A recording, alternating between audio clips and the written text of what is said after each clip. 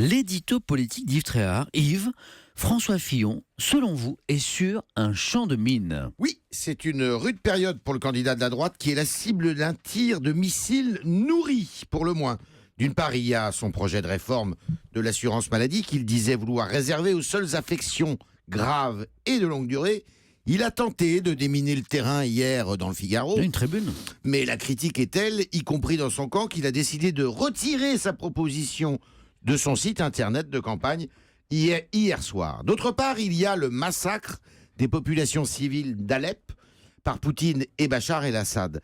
Deux hommes qu'on reproche à Fillon de soutenir dans la lutte contre l'État islamique alors qu'ils sont sans foi ni loi.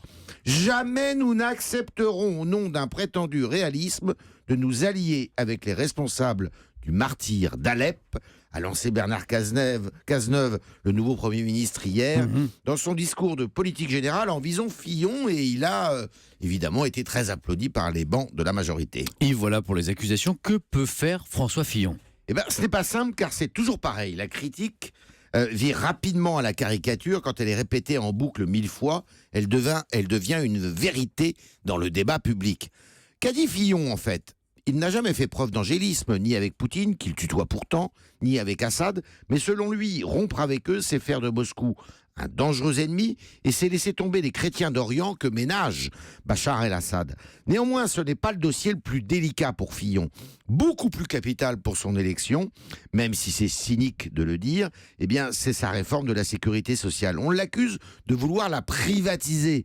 C'est pas complètement vrai quand même, hein, mais il va avoir beaucoup de mal à faire croire qu'il ne recule pas sur ce dossier.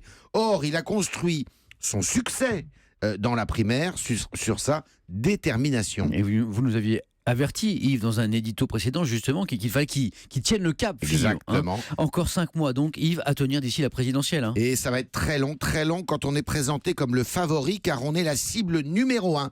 Fillon va devoir apprendre son nouveau rôle, lui qui, pendant la primaire, n'a toujours été qu'un challenger.